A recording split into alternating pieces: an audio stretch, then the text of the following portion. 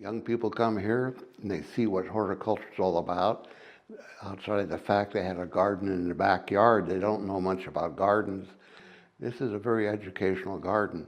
The garden here doesn't do much with little annual things like so many botanical gardens do.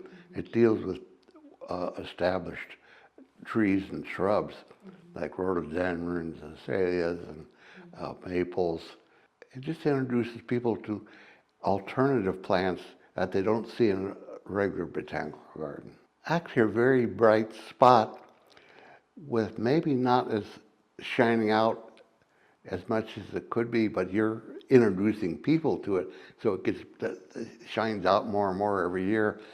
Yeah, so when people come here, I think they get a lot out of this garden and take some of those ideas home. We want to support what makes this valley a special place to live for all of us. We like to focus mostly on science and education with our philanthropy, and the Sonoma Botanical Garden fits both perfectly. I was always a supporter of preserving the biodiversity of the Asian garden, but the most important moment for me with the movement ahead of the garden was when you included the California native garden too. I see a lot more, especially young people, children, getting out into the garden and learning about the native environment. That's very important to me. What I see personally is it's a very tranquil and peaceful place, and it really is, and it's right here in our backyard that many people don't know about. I like a quote that Albert Einstein said. It was something like, when you see deeply into nature, you understand everything much better.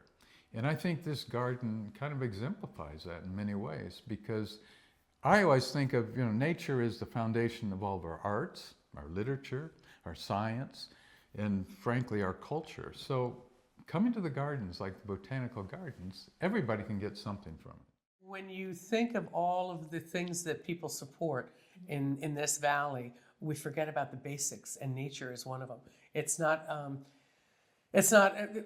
like going to the ocean. When you come to a garden like this, your troubles seem to disappear. You go into another place of gratitude, appreciation. Nature has a magical way to bring us all together and to get back into yourself and recalibrate your life.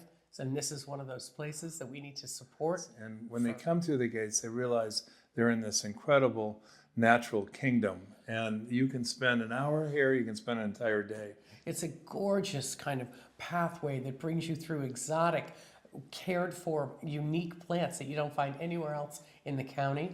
And you get to the top of the hill, and when you reach the prayer garden with the flags, you just say, oh my goodness, this isn't a jewel in Sonoma.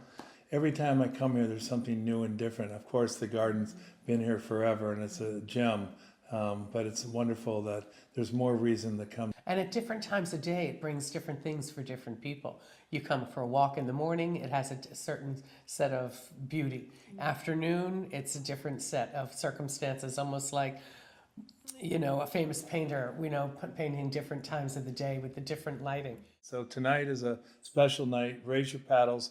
It's for such a great cause, and we're honored and privileged to be part of it.